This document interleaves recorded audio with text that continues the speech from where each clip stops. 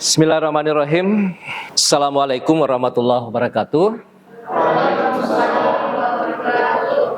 Alhamdulillah, kita bersyukur hari ini kita bisa ketemu kembali setelah pertemuan sebelumnya ke-8 ya, kita UTS, ujian tengah semester. Nah, alhamdulillah hari ini kita kembali hadir di tempat ini tentu untuk melanjutkan materi perkuliahan kita di pertemuan ke-9. Nah, di pertemuan ke-9 ini saya akan membahas satu lagi jenis seni pertunjukan, yaitu teater atau drama. Tapi namun sebelumnya saya ingin mengajak dulu teman-teman, ini harus kita biasakan bahwa sebelum kita memulai pelajaran, kita harus selalu berdoa kepada Tuhan, kepada Allah Subhanahu wa Ta'ala. Karena apapun yang kita usahakan, kalau kita tidak berdoa, maka tentu tidak akan memperlancar segala urusan kita. Jadi doa itu akan membantu urusan kita. Oke ya, kita berdoa sesuai dengan agama dan kepercayaan kita masing-masing. Doa dimulai.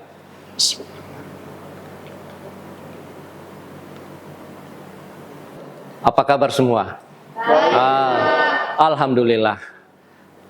Tetap semangat dan jangan lupa selalu bahagia. Kita bersyukur hari ini kita kembali hadir di ruang akademik ini untuk melanjutkan perkuliahan kita. Minggu lalu kita sudah melaksanakan satu tes kemampuan bagaimana merangkum dari pertemuan kedua hingga pertemuan ke-7. Jadi di pertemuan ke-8 kita sudah UTS, mencoba merenungkan kembali materi-materi yang pernah saya ajarkan. Nah, alhamdulillah, karena bentuk tesnya agak gampang, hanya multiple choice, kita tinggal memilih yang terbaik. Dan alhamdulillah, rata-rata menjawab dengan benar, meskipun ada 1-2 orang yang belum menjawab dengan benar. Baik teman-teman, ini adalah pertemuan ke-9. Kita akan mencoba membahas satu jenis seni pertunjukan, yaitu apresiasi seni pertunjukan teater atau drama. Nah, namun sebelumnya saya akan mereview kembali. Ada yang masih ingat penjelasan saya di pertemuan kedua atau ketiga kalau saya tidak salah? Apa itu apresiasi, kemudian seni apa saja yang bisa diapresiasi? Ada yang masih ingat? Kalau begitu saya mereview kembali. Yang diapresiasi adalah seni apa saja yang berwujud 2 dimensi maupun 3 dimensi, dan seni yang bergerak. Nah, kalau dia bergerak berarti dia masuk kategori seni pertunjukan. Salah satu diantaranya adalah seni teater. Sudah hadir semua temannya? Ya, Pak. Oke. Apa capaian pembelajaran yang kita harapkan dari pertemuan ini? Mahasiswa memahami pengertian teater, drama, sandiwara, unsur-unsur drama, kemudian jenis-jenis drama, bagian-bagian drama, dan mengapresiasi seni pertunjukan dalam bentuk video atau tontonan, baik secara langsung maupun secara tidak langsung. Karena tentu dalam mengapresiasi itu pasti beda kalau kita menonton langsung pertunjukan itu dengan menyaksikan di video. Kalau tontonan langsung, waktu itu juga harus tuntas. Kalau video ya bisa di lain waktu. Nah, oleh karena itu teman-teman, sebelum kita mengapresiasi nanti salah satu pertunjukan, kita harus paham dulu tentang apa itu teater, drama, dan lain sebagainya. Ini penting. Kenapa? Karena Anda ini adalah mahasiswa Prodi Pendidikan Seni Rupa. Ya kan? Prodi Pendidikan Seni Rupa yang memprogramkan satu mata kuliah pilihan, yaitu apresiasi seni pertunjukan. Dan mata kuliah ini memang ada di semester 5. Tentu kita sangat berharap bahwa dengan adanya materi ini, itu nanti akan memberi kemudahan kita ketika suatu saat kita juga terjun di sekolah menjadi seorang tenaga pengajar, yang tentu dalam bidang seni budaya. Nah, di situ ada seni tari, ada seni musik, ada seni rupa, dan ada seni sastra, sehingga kita enak nanti karena kita sudah punya ilmunya. Jadi kita bersyukur bahwa di program studi seni rupa itu ada mata kuliah apresiasi seni pertunjukan. Kita melihat definisi dulu, pengertian, karena saya yakin teman-teman ini mungkin masih belum paham apa itu drama, apa itu teater, apa itu sandiwara. Oke. Drama, kalau Anda sering menonton di TV, baik berupa sinetron atau film, kita sering mendengar kata-kata istilah film drama.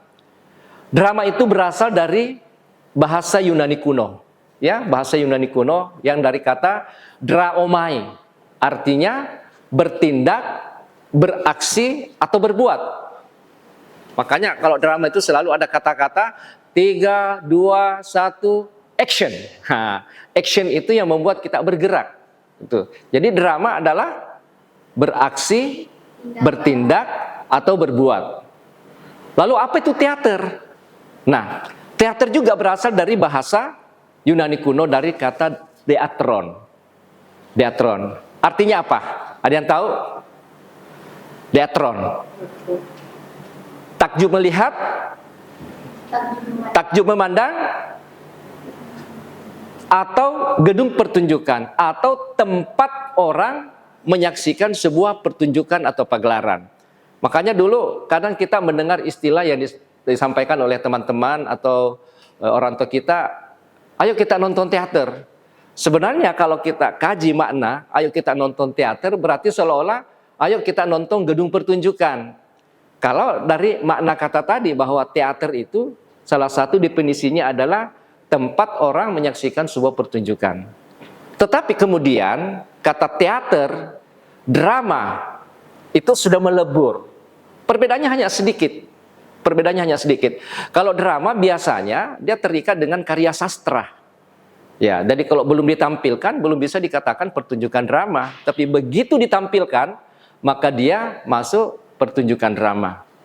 Nah, oleh karena itu ada 3 istilah: drama, sandiwara, teater. Drama aksi, tindakan, perbuatan, drama yang drama yang memuat ajaran tersamar tentang hidup. Teater, takjub melihat, takjub memandang, gedung pertunjukan, dan tempat orang menyaksikan sebuah pagelaran. Baru kita juga sering mendengar istilah film, sinetron, pantomim. Nah, coba kita lihat. Ini ada beberapa definisi. Nah, ada yang mengatakan drama atau teater karangan yang menggambarkan kehidupan dan watak manusia dalam bertingkah laku yang dipentaskan dalam beberapa babak. Gitu ya. Kemudian ada juga pemahaman yang mengatakan begini.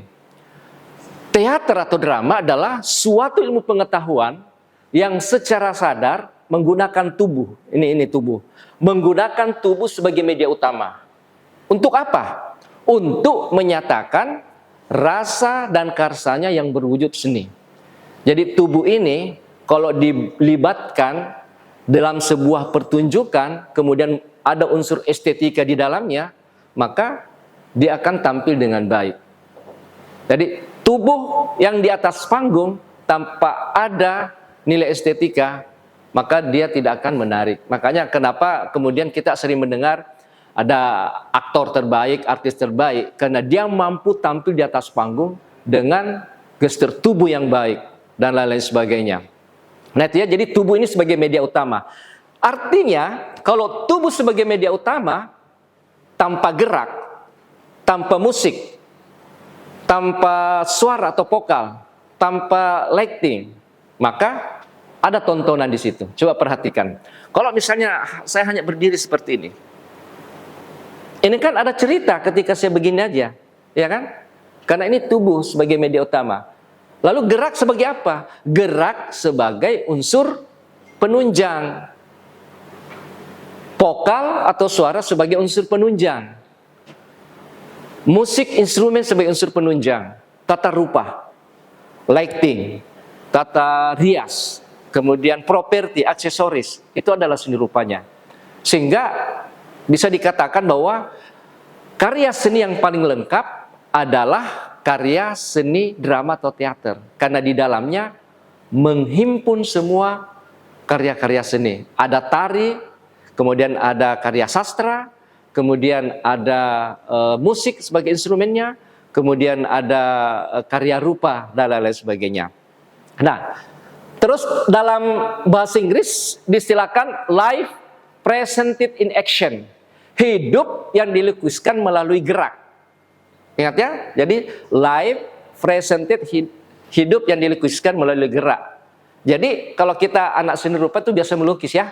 Biasa melukis. Apa yang Anda lukis di dalam kanvas? Kadang melukis peristiwa alam, pemandangan alam, atau membuat ilustrasi. Anda melukis, menggambar orang di atas kanvas, terus orang melihat, kemudian terharu. Karena ada cerita di balik kanvas itu. Cuma dia tidak bergerak. Tetapi kalau drama atau teater atau sandiwara, itu dia bergerak. Makanya dikatakan hidup yang dilukiskan melalui gerak. Jadi aktor itu sesungguhnya dia sedang bercerita di atas panggung. Coba bayangkan kalau saya begini, gerak gini. Apa yang Anda bisa tangkap di situ? Sedang berpikir. Coba kalau jangan gini.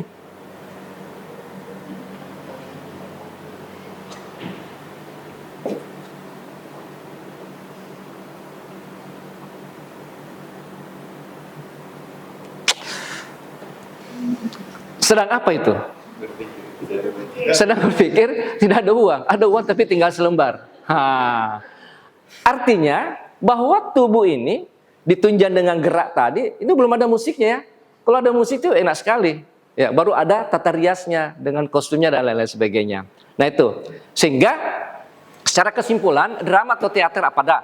Kisah hidup dan kehidupan seseorang yang dilakonkan di atas panggung, dipentaskan di atas panggung, ditampilkan di layar televisi, di layar lebar. Itu hanya dua, tragedi dan komedi. Jadi kisah hidup yang bersifat tragedi maupun yang bersifat komedi.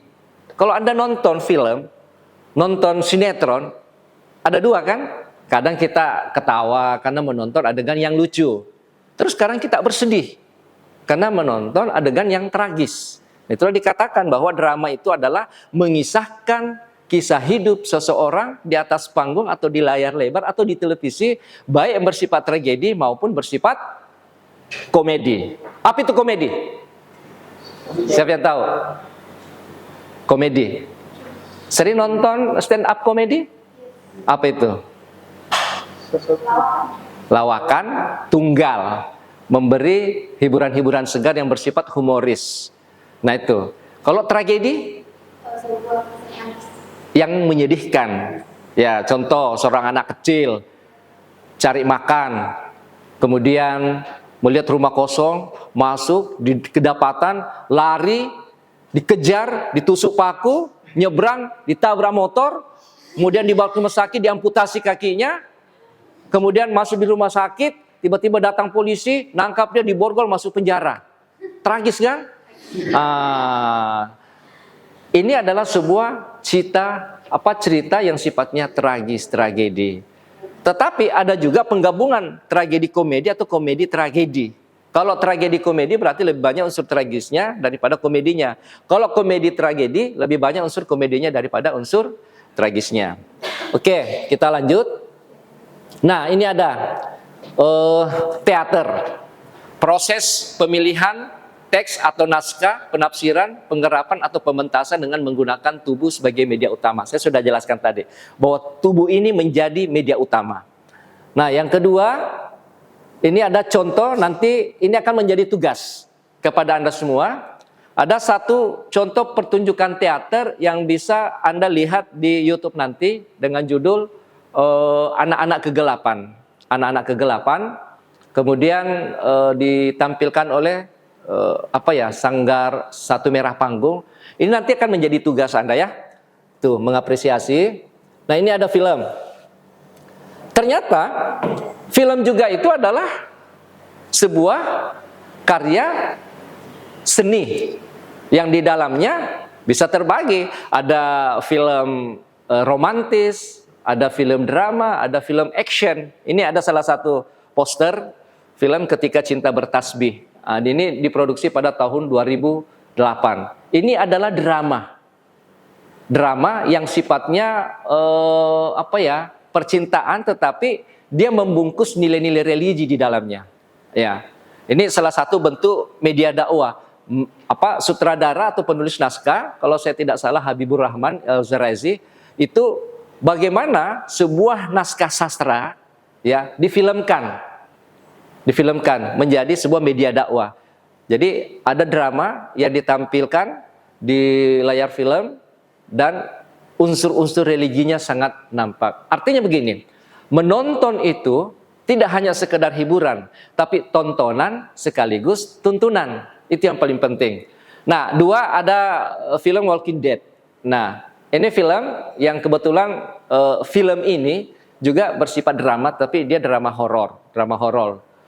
Nah, ini ada bisa kita lihat, ini salah satu bentuk ini film drama. Ini adalah hasil penelitian saya yang kemudian diangkat menjadi sebuah film, ditampilkan dalam satu adegan. Ini film budaya ya, film budaya dari Tanah Toraja, judulnya Walking Dead atau Tomate. Coba kita lihat. Nah, nanti kita tahu apanya yang mau diapresiasi. Ya.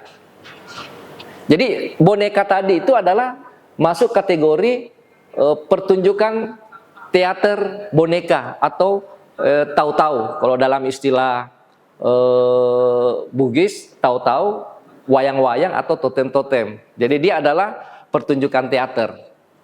Itu ya. Oke, kita tinggalkan dulu ini. Nanti kalau mau nonton datang aja ke Studio 21. Itu ya. Oke. Nah, sinetron juga seperti itu. Sinetron itu juga adalah drama.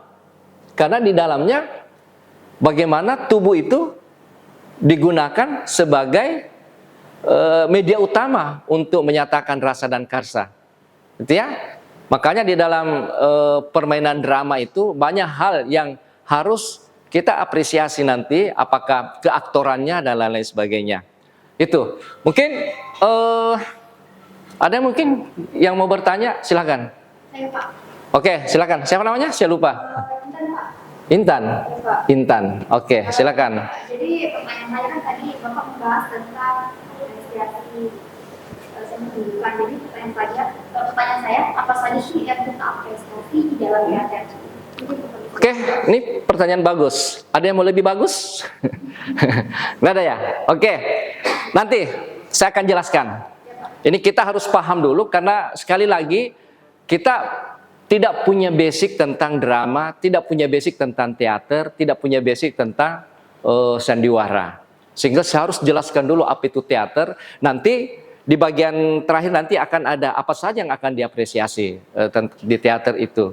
Teater itu banyak. Kita harus kembali dulu. Masih ingat pertemuan kedua kita dulu, apa itu apresiasi? Apresiasi itu adalah cara menilai, mengamati, memberi penghargaan terhadap sebuah karya. Nah, ini karena yang kita apresiasi adalah seni teater, maka diapresiasi itu bagaimana aktor yang terlibat dalam naskah itu sesuai nggak dengan perannya.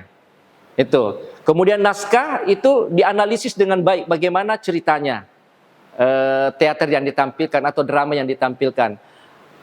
Pemeran figuran, cocok nggak karakternya, menjengkelkan tidak. Kita dulu pernah melihat sinetron dengan judul Tersanjung ya, kalau nggak salah Tersanjung. Itu ada satu aktor, artis, antagonis. Kalau antagonis itu biasanya orang menyematkan sebagai tokoh jahat ya, tokoh jahat. Karena di dalam drama itu atau ada antagonis, ada protagonis, ada tritagonis. Ya, jadi kalau antagonis, orang akan melihat di TV ketika dia berperan dan sukses menjadi seorang tokoh antagonis yang baik, dan itu akan terbawa ketika dia keluar. Ya, itu diapresiasi. Oh, cocok dia. Makanya di dalam film atau drama itu ada namanya audisi. Di audisi dulu. Oh, ini cocok. Jangan sampai misalnya Anda bikin drama, film, kemudian Anda mengaudisi. Tiba-tiba ada tokoh polisi, Anda berperan, tokoh polisinya perutnya gendut, kemudian pendek, itu nggak cocok. Nanti dikritik, wah kok bisa begitu, seharusnya polisi gini dan lain sebagainya. Itu salah satu cara mengapresiasi di aktor, artis, pemeran, semua unsur atau elemen yang ada di dalam panggung atau di dalam film atau di dalam drama itu diapresiasi, diberi penilaian. Kalau perlu diberi kritik, tapi kritiknya adalah membangun, Itu ya, sudah terjawab. Kita lanjut. Nih, pantomim. Ya, ini ada pantomim. Pertunjukan teater yang menggunakan isyarat dalam bentuk mimik wajah atau gerak tubuh sebagai dialog. Coba perhatikan, kalau tiba-tiba saya jalan begini, kira-kira kalau saya gini, ngerti nggak? Ya.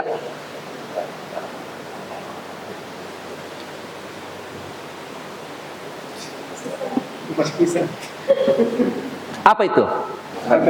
Artinya tidak perlu saya menjelaskan. Saya ambil pisang, saya buka kulitnya, kemudian saya makan. Tapi penonton cukup tahu. Karena tubuh ini menjadi media utama. Tubuh ini menjadi media utama. Nah, sehingga ketika nanti ada tugas, misalnya coba mengapresiasi pertunjukan pantomim itu.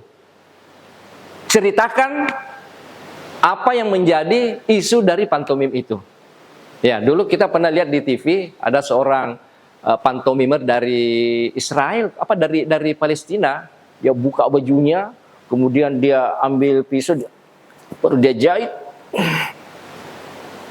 Itu ada ya, terus dia buka begini, terus muncul lambang-lambang bendera-bendera situ. Pernah nonton ya? Nah, itu pantomim itu. Jadi mengisahkan sebuah kisah dalam bentuk gerak mimik, tidak perlu bersuara. Nah, itu pantomim. Coba dibaca. Apa itu? Struktur drama atau teater. Apa? Pertama, babak. Oke. Bagian terbesar dari drama yang membentuk keutuhan kisah kecil untuk memudahkan pekerjaan seluruh unsur pentas. Oke. Yang kedua, ada adegan, yaitu bagian dari babak yang batasnya ditentukan oleh perubahan peristiwa berhubung datangnya atau perginya seorang tokoh cerita di atas pentas. Coba. Sila. Bagian monolog berbicara sendiri menirukan watak orang lain. Oke. Epilog atau penutup drama. Oke. Anda baca, mengerti tidak? Ya, saya maklum. Bahagian terbesar dalam sebuah drama adalah babak. Ya, bahagian terbesar dalam sebuah drama adalah babak. Akan ada kita temukan banyak adegan. Ya, sehingga dikatakan tadi bahwa babak adalah bagian terbesar dari drama yang membentuk keutuhan kisah kecil untuk memudahkan pekerjaan seluruh unsur pentas. Lalu adegan. Ya, saya mengambil satu contoh. Di dalam satu babak itu akan muncul banyak adegan. Saya ambil contoh kisah Malikundang misalnya, dipentaskan dalam bentuk teater. Tentu babak pertama menampilkan Malikundang kecil kan? Malikundang kecil, ibunya masih muda, rumahnya masih bagus, itu punya. Malikundang masih kecil.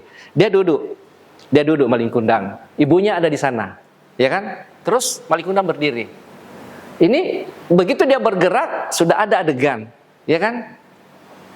Bu, saya mau berangkat ke Malaysia, Bu. Kasihan hidup kita ini miskin terus. Beda dengan teman-teman kita yang di sebelah. Dia pindah.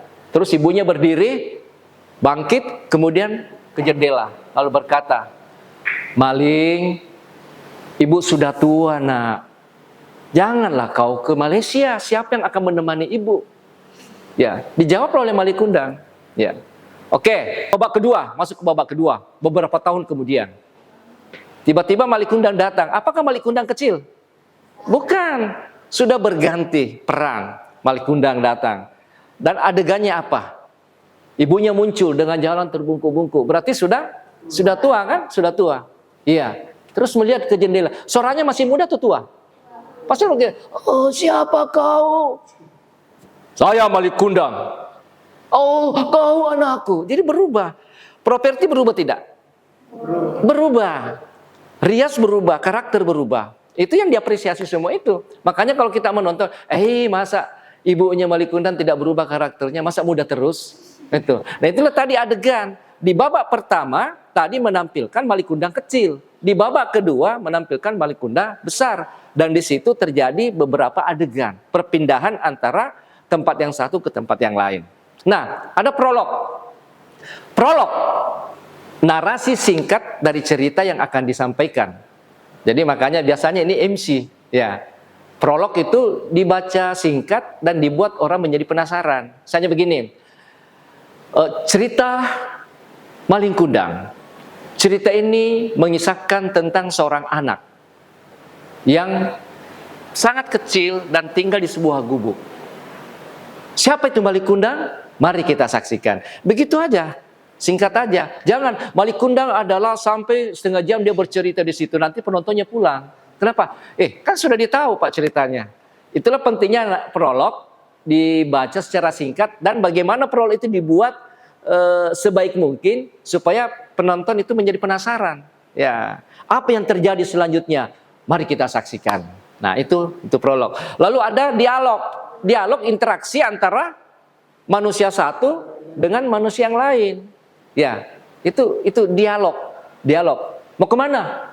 Misalnya saya berdialog dengan kamu ya, saya berdialog. Siapa lagi namanya? Tinggal di mana? Mamuju. Di mana di Mamuju? Ini dialog dalam bentuk apa? Tanya jawab, ya kan? Tapi dialog juga. Dialog dalam bentuk tanya jawab. Tapi kalau saya mengatakan ada dialog seperti seorang wartawan ya, wartawan yang bertanya kepada seseorang. Misalnya begini, bagaimana menurut Bapak kondisi yang terjadi di kampus kita sekarang? Itu pertanyaannya ya.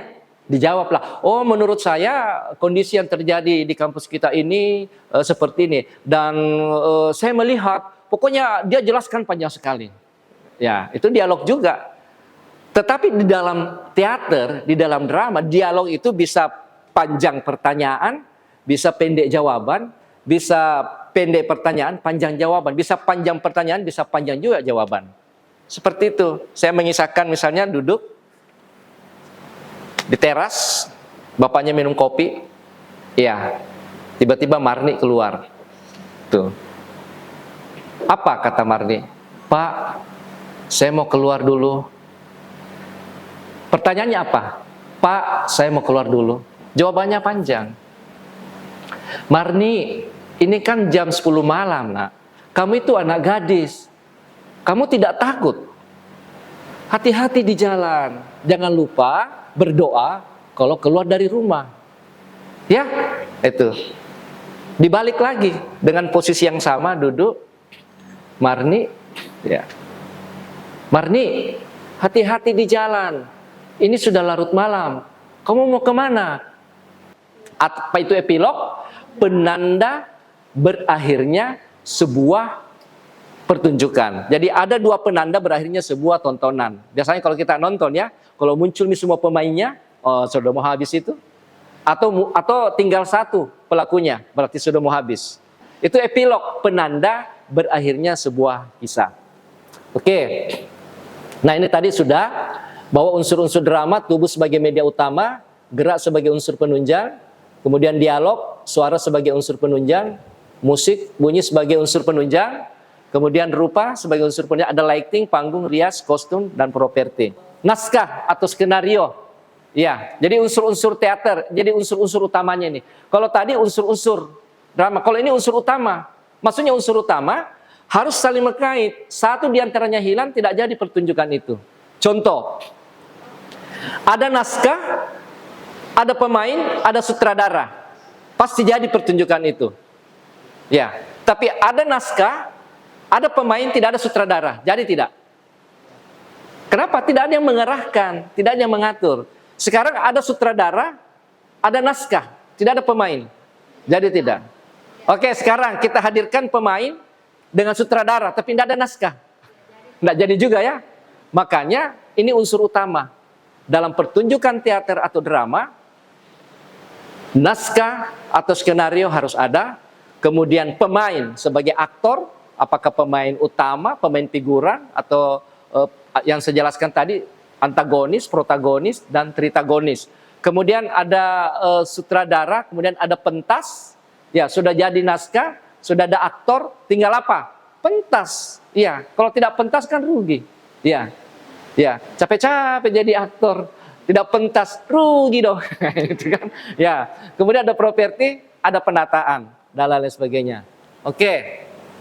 Nah, ini seluruh pekerjaan terkait dengan pementasan teater atau drama, ini juga harus Anda perhatikan ketika mengapresiasi. Mulai dari tata riasnya, perhatikan tata riasnya apakah cocok dengan suasana yang dipakai, kemudian tata busana, pakaian, kostum yang digunakan. Sama, Anda kemarin waktu mau tampil, Anda belajar kemarin musik kah? Belajar musik, belajar tari. Coba lihat, saya tidak pernah membayangkan ketika Anda tampil ujian mata kuliah tari dengan kostum yang luar biasa seperti itu, dengan make up yang luar biasa seperti itu, seolah-olah Anda lebih seni tari daripada seni tasik. Kita beri aplaus. Itu luar biasa itu. Saya tidak pernah bisa bayangkan. Ya, hanya saja karena penontonnya tidak ada ya. Karena kita yang saling menonton itu. Karena itu kan mata kuliah pilihan, sama dengan apresiasi seni pertunjukan. Jadi tata busana, kemudian tata lampu, lighting. Kemarin kita tidak pakai lighting, tetapi luar biasa pementasan, termasuk musiknya dan lain-lain sebagainya. Tata suara. Bagaimana mengapresiasi sebuah drama atau teater, atau film, atau sinetron? Ya, karena kalau pertunjukan yang sejenis itu banyak ya, wayang juga bisa. Ini dia. Ya, menyaksikan seluruh pertunjukan drama atau teater mulai dari awal pertunjukan sampai akhir. Yang kedua, selanjutnya dengan mengamati, memahami cerita yang disampaikan melalui pertunjukan teater. Perhatikan baik-baik setiap detail itu cerita, ya cerita.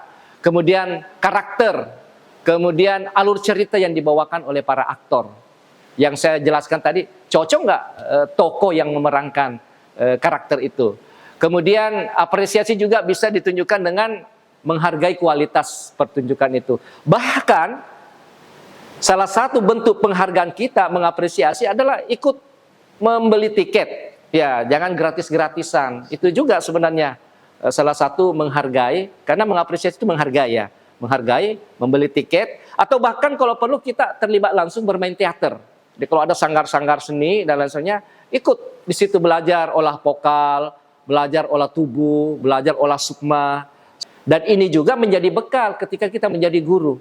Kita akan menguasai panggung, ya, karena kita sudah punya bekal, punya latihan vokal, olah vokal. Perhatikan artikulasi ketika dia main teater, intonasi, ekspresi, interpretasi.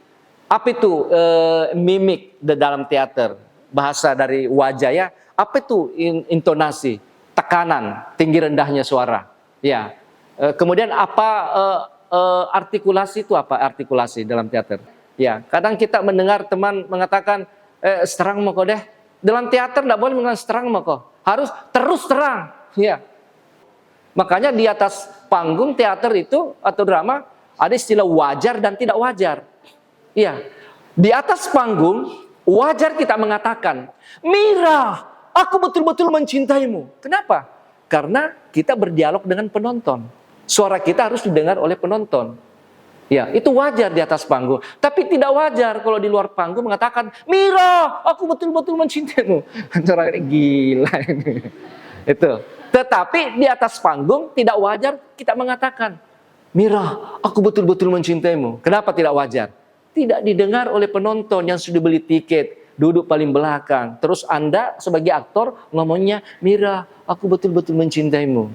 Tapi wajar di luar panggung mengatakan begini, "Mira, sebenarnya sudah lama ingin mengatakan perasaanku sama kamu." Kak bilang, Miki, "Apa?" Malu-malu Kak. Iya. Tapi sebagai laki-laki malu dong kalau kamu tahu. Kak memang begitu bilang, Miki. Apa Kak? Pinjam Kak Wanta. Nggak berani mengungkapkan perasaannya. Oke.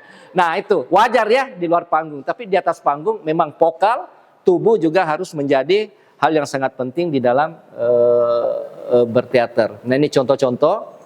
Lalu ini ada ekspresi. Nah oke. Pernyataannya bahwa ternyata apresiasi seni pertunjukan khusus dalam teater adalah proses melihat, mengamati, menganalisis, dan menghargai sebuah karya. Kita ulangi serentak ya. 1, 2, 3.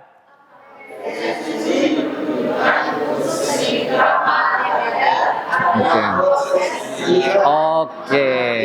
Menganalisis dan menghargai sebuah karya. Nah, Anda harus banyak belajar vokal ya.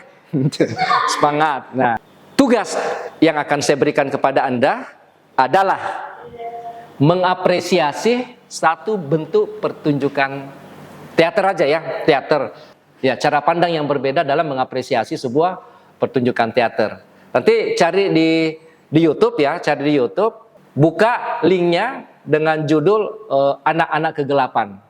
Itu satu bentuk drama atau teater yang ditampilkan oleh satu merah panggung dengan artisnya adalah artis yang sangat terkenal, ada Atika Hasiholan, kemudian ada Ratna Sarumpait. Apa yang Anda apresiasi? Kembali menyimak tadi itu, mengamati dalam cerita dari awal, pahami karakter tokoh dan lain sebagainya. Saya kira itu, terima kasih, dan harapan saya mudah-mudahan materi ini betul-betul kita simak dengan baik, sehingga jangan masuk di telinga kiri, keluar di telinga kanan gitu ya. Kalau keluar telinga kanan, nanti kalau keluar dari ruangan dilupa lagi. Jadi apa yang saya jelaskan ini mudah-mudahan menjadi wawasan baru dalam jurusan kita, jurusan seni rupa, yang belajar tentang apresiasi seni pertunjukan. Dan sebagai penutup, mudah-mudahan minggu depan kita semua diberi kesehatan yang baik, sehingga kita bisa hadir kembali untuk melanjutkan perkuliahan. Dan sekali lagi, jaga kesehatan. Itu ya, jaga kesehatan. Karena untuk apa cerdas kalau kesehatan tidak memungkinkan? Untuk apa pintar kalau kesehatan tidak memungkinkan? Terima kasih karena sudah menyimak materi dengan baik, dan mudah-mudahan ini menjadi pahala buat kita semua, baik yang mengajarkan maupun yang mendengar, yang menerima pelajaran. Saya tutup dengan ucapan wasabiqul khairat. Assalamualaikum warahmatullahi wabarakatuh.